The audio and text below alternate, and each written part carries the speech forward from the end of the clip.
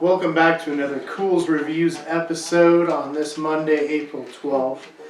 Since we're getting so close to the anniversary, 109th anniversary of the Titanic sinking, we figured we might as well check out some of that history, perhaps some stuff that maybe me and Colin knew, because unfortunately we bugged our parents with it when we were little. But hopefully some new stuff for these guys. As usual, my name's Keegan. Joining me tonight is Sam. Hi, I'm Andrew. Colin. Matt. Can you pass me my drink? Thank you. Alright, so while this is a documentary, it's more of a docudrama. So there is actually acting. I'd say 98.9% of it is acting, which was nice. It's not by BBC, but let me tell you, it is better than that History Channel, Butch Cassidy by far. Though, we will tell you in the future, we have found a documentary that might make that Butch Cassidy one look like the best thing ever made. You know, it might be the Citizen Kane, right, Sam? Mm-hmm. Yep. It's definitely weaponizing. It's weaponizing our knowledge. So I guess we'll start off with the acting and the cinematography. Matt, since you're a film guy, what do you think of this one? Better acting than some of the other documentaries we've watched. How does it compare to like the BBC Wild West ones with the Billy the Kid or the Shootout at the OK Corral? It'd be close. I mean, like I said, it was, the actors took it serious. They played it well. Yeah, some good emotion, some scenes. Yeah. I would have thought we were watching the BBC. To be fair, I did think it was BBC until today when I looked back at it, I was like, oh, it is PBS. What about you guys? What do you all think of the acting? I think it was actually really well. Yeah, I thought it was pretty good. It's hard to tell. I kind of thought it was a movie opposed to a documentary. Mm-hmm. Yeah. Yeah, it's definitely, a docudrama. Much better than another movie, but we'll get to that one. I'm sure you've already heard if you watched our Pearl Harbor episode. Alright, so unlike the movies you might have seen in the past, the 1997 one that I dislike, or the good one, A Night to Remember. I know there's that TV series with Catherine Zeta-Jones in like 96. It actually follows the crew and follows more of a historical point of view compared to trying to fit in some fake love story. And maybe at some point we should watch that movie and actually give it a real rating. Mine would probably be a 3 or a 4, slightly above the Butch Cassidy. I actually really enjoyed the documentary, especially Yeah. the movie itself. Yeah, it shows how the Titanic should have probably sank faster. And this is something me and Colin have already talked about before with other ships. The Britannic sank in 52 minutes? 56 minutes. Lusitania was 15. Or 15 or 18? 18 minutes for Lusitania and 15 for the Empress of Ireland. Yeah, that one. So you see a lot of the ships actually at that time were sinking rather fast. The Lusitania was 18 minutes and had over 1,100 lives lost. And so the 2.5, you start thinking of it that way, you're like, well, that was a lot longer. It gave a lot more time.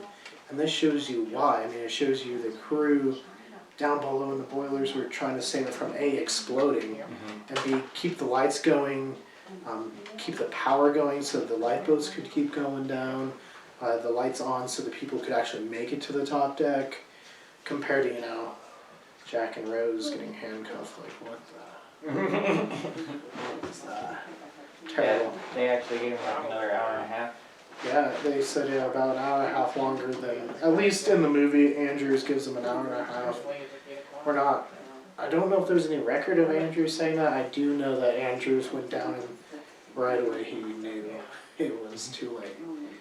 And I think that's something they did good here, if we're going back to the acting, was the actors showing like that, okay, they realized what was happening. Like they knew this is it. I mean, there were some good parts where in their faces, no words, but they told the story of just like kind of slowly accepting what was going to happen. You couldn't do anything at that point. You had to come to an acceptance. This was it. So that leads us to our facts we learned or things we learned. Sam, anything you learned from this one? Yes, just the intensity that it would have to do with running a steam boiler room kind of engine. Very intense work. Yeah, hard work and very hot. How many rooms did they have? 6 boilers? 6 boilers? 6 boiler rooms and probably the engine room was up there in town too. Yeah, I mean, Yeah, the engine room Yeah, would get same. pretty hot. yeah, the people working all the electrical probably had the most cushiony of it. I mean, it was still probably warm down there, but you know, a little less warm than the other ones. Some sparks here and there. Yeah, Gives me a little jolt. yeah. When they were throwing that stuff out of it, and it was just like, whoosh, just like, oh, there's some fire going on. Andrew, anything you particular took away from this one? Can you pass me my drink? Thank you. Really, like things like the boats, the lifeboats and stuff only being half filled. They had like a capacity of 65 and like the first few only had like 28, 30 of them. Yeah, there's some with like 12 people. Yeah, Terrible. I'm sure that. And I get it, you know, there's already panic, you're sinking. People aren't thinking correctly, but then as these people were seeing empty lifeboats, I'm sure ramped up the panic and didn't particularly help the situation. And the fire, the heat causing The steel to be weakened. the steel to be weakened, and that really being one of the main causes that Caused it to go down. caused it to go down. Yeah, because, you know, it's definitely one of those stories, I don't know if it's ever been touched upon in the bigger films, I'll say. That the coal bunker, one of them actually was on fire and had burned for multiple days and had actually weakened the steel.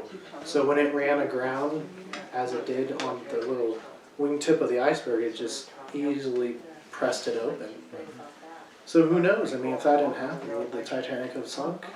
Maybe. Maybe not as fast. It's another question people say, if it rammed it head on, would it have sunk? Probably. I mean, I think they've actually done tests on that where they showed it hitting it straight on it, still would have sunk, maybe even faster. Colin, anything that you learned when you first watched this one? Well, it was interesting to kind of learn how, like, and everything like that. personally, I didn't know too much about like the boilers and all that stuff. I kind of understood like a triple expansion steam engine, how that's powered, but like with the cold seawater, how that could actually make things worse. Thermal into explosion. come into a hot boiler. I kind of want to look into that and kind of learn why that is such an issue. And I'm sure there's many things I can find on the websites and Hey. stuff that'll show it. Maybe we could do some of our own little tests to kind of show why. It's a series I think we wanted to try anyways, to talk about the history of the 3 sister ships. So maybe we could, you know, kind of mythbusters why the engines would explode, you know. It's a good idea. Matt, what about you? What did you learn from this? Honestly, not too much that I've already known. You know, I mean, Titanic was something that I was kind of always fascinated about as a kid. I mean, liked boats and ships and stuff. So I do like that this one took more of an angle behind the scenes, kind of like down with the boiler room men and electricians went through, and they cut through all that love story crap that nobody really does care about. Yeah, well, especially if there was plenty of real love stories on the Titanic. Like Pearl Harbor, why don't you use them? That'd be too, yeah. That would be. And But then in-ship fight clubs too. yeah, they did, they fought. I mean, that's something I took away with, was the Catholic versus Protestant hate. Just like, the people on the ship were like actively fighting each other, which probably didn't help. I did like the character arcs though, they all had these like flaws, you didn't know what was going on, and then by the end of the story, everything worked out and told you what happened. And yeah, well, with the whole, okay, we're gonna jump into 97 real quick. At some point we'll do an actual review where I will probably give it a 4 out of 10. Because growing up, me and Colin loved the Titanic, so there wasn't too much I think I took away from it. We'll say we loved it to the point where, well, little backstory. Our uncle liked it so much that our dad thought he had finally gotten away from hearing about the Titanic. And then bam, me and Colin come along and he was like, dang it, more Titanic stuff. Okay, there's a lot of clothing, watches, stuff like that. I can get past that. Yeah, even the Mythbusters, when they tested, Jack could have fit on that. Oh, easily. They've showed like 5 or 6 different ways 2 people could have fit on that. And they sat on that for hours. Yeah, they sat on it for hours. So, did he have to die? No. For the story. For the story. But, you know, maybe he survived and became the Great Gatsby. There's actually a theory that he survived because the Great Gatsby, Gatsby's afraid of water. And he also has a lot of money. Where did he get that money from? Oh, the Titanic. Oh. It's the only thing that could make that movie actually watch it. Do you like the 1997 Titanic, man? No. Okay, good. Oh no, Andrew's over here. I like the engines. Colin likes the engines. I don't. Okay, it looks pretty. I get it. People are like, oh, look how nice it looks. There's no depth to it. There's no character. Random officers are shooting people themselves. That didn't really happen. Why is the ship standing at a 90-degree angle? Clearly couldn't happen. There's not enough of the ship in the water at that point to make it stand 90 degrees. Eyewitnesses didn't say it sank like that. Why did you choose that? If you want a good fictional story, go watch A Night to Remember. It's older, maybe not as nice looking, but they still use models, still looks better and a better story. Andrew, 1997 Titanic. It's okay if you like it. I'm not gonna like be mad. I don't like it. Pressure. Sam. 10 out of 10. It's my least favorite. No, I can't say it's my least favorite I've Titanic actually movie. not actually watched it. Or I wasn't allowed to. Let's just put it that way. And then I never cared to watch it. It's long. It's really long. I'd rather watch Lord of the Rings Extended Edition. Yeah, see, Same time. people complained about the Justice League being too long, and look at the Titanic. I remember it had 2 VHS tapes. Yep. Always watch the second one, not the first one. Yeah, just watch the second one. It was sinking. There was that part where the chairs are chasing that guy. Colin I doesn't would actually find watch it. About that. That's a debatable one. What? Watching Lord of the Rings. Well, I mean, I was saying, like, time-wise. I mean, I would watch Zack Snyder's Justice. I would watch this. We'll get back to this.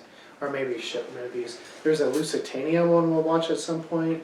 Better than the 1997 Titanic. We'll watch a Britannic. Maybe we'll watch the fictional Britannic one. Both better. Watch an Iceberg. It's literally the story of the iceberg that sank the Titanic. Better than the 1997 one. Alright, so Matt, rating on this one. 7.5, 8. I mean, there were parts that got dry and kind of hard to sit through, but I mean, it's still informational and delivered what you needed to. Would you recommend it? Yeah. Okay. Colin, I'd recommend what would you rate it? Out of 10? it. No, we'll do 6. I guess I'm going to be a little bit high out of those two as I'm rating it a 9 out of 10. It's not quite like the JFK level or like the Heath Ledger level, but it's close. Andrew? I'd give it an 8. A solid 8 for sure. There was quite a few unnecessary scenes, just filler scenes that I didn't like, but overall the acting was done really well and I liked the story. Sam? Gonna have to go with an 8 as well. It's definitely pretty good. Look Since I never watched the old Titanic, I can't be as judgmental as Keegan, but... Like I said, the anniversary of the Titanic is going to be here pretty soon. Oh, something. Have you guys ever seen like the Titanic exhibits? Yes. I've seen the one in Denver and Vegas. Okay. We have one in Denver? We had one. There was, Well, twice. The traveling show at the museum. Yeah, there was Traveling one show. at the museum, and then I remember there was one we went to in the Park Meadows Mall parking lot. Remember that? It was like No, I a don't. small.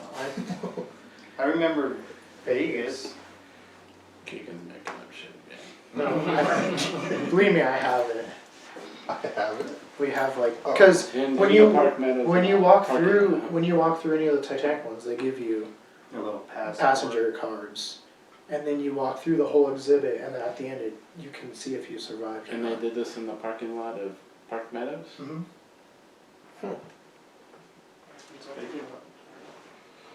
Where's everyone gonna park though? Yeah. Well, it was old. It was a while ago because Borders was still there. I remember, but it was slowly after they Borders? built that newer South of the part. border, like a Mexican restaurant. On the No, the border's still bookstore. there. The bookstore Borders. Yeah. But on the border's still there. We're not talking. You've never been to Borders? It was so much better than another bookstore. How But I about do like Media that Play? bookstore somewhere I'm talking about. You ever been to Yeah. Media Play? You remember Media Play? They were first like. About for your entertainment. Second and Charles, Yeah. Second Spin. So many good places. Alright, anyway. Spin? But you guys haven't seen anything as far as those? Nope. I lucked out and survived both times. I've never survived. Really?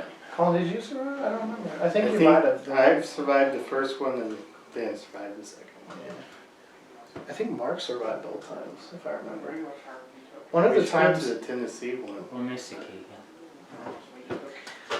I died both times. Yeah, at some point we'll go to one of the hotels or physical museums that are shaped like the Titanic. There's one in Pigeon Forge and one in Missouri. So that'd be kind of It's a cool. big hotel. Well, it's not full-size replica. At one point, Vegas was actually planning a full-size Titanic and Iceberg replica, because at one point Vegas was cool and wanted to have themed hotels, and now they're just mundane blue buildings all over. It doesn't have the glitz and glamour it used to. But yeah, if you stay tuned too on our Instagram on the anniversary, maybe we'll post some of our Titanic pictures. I'll have Matt send me his if he has any. But we'll post ours as well as the Memorial Lighthouse in New York I've seen for the Titanic. So I'll post that on our Instagram, so check it out. It's weird, it's over 100 years old. Crazy. It doesn't feel that long. I guess it's one of those ones for some reason, you know, sticks with me. I don't know what. Alright, if you want to see more Culz reviews, including our last week one, which was the Heath Ledger documentary, or our upcoming Oklahoma City bombing one, click the link in front of Matt. If you want to see more of what we do here at Culz Paranormal, including Alan's personal experience with the Phoenix Lights, click in front of Sam. And don't forget to hit that like and give us a Subscribe! And switch that notification bell from personalized to all if you want to be notified on all of our videos. And let us know, what's your favorite Titanic movie? Aliens. Interdimensional Bigfoot. Yep. That's worse than the 1997.